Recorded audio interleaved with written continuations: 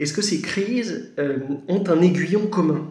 Est-ce que la matrice qui les engendre est la même matrice? Et je crois à nouveau que cette matrice est la même. C'est celle d'un rêve, au fond, prométhéen, celui de jeter Dieu aux oubliettes et de placer l'homme au centre pour lui offrir un salut terrestre selon ses propres lois, dans une sorte de mécanique un peu autoréférentielle et au moyen de l'innovation technologique. C'est ce que le Covid a incarné, à la fois parce qu'on était dans une forme de matérialisme pur. On a prétendu défendre la vie, mais en réalité c'était une acception de la vie qui était complètement matérialiste.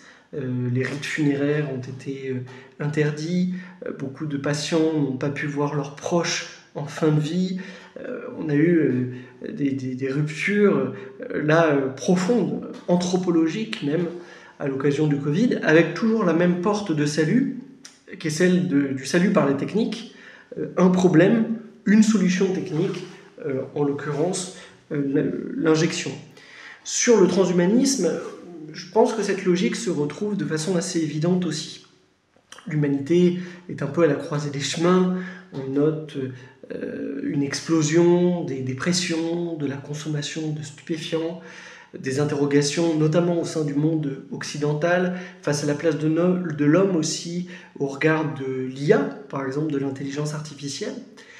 Et la solution que proposent certains, c'est d'apporter une solution technologique à ce défi existentiel, à savoir de coupler l'homme et la machine pour lui permettre de résister à la déferlante de l'IA. Donc on est à nouveau dans une sorte de logique technicienne qui est vraiment au fondement de la révolution industrielle et donc de la révolution française, qui est la traduction politique selon moi de la révolution industrielle.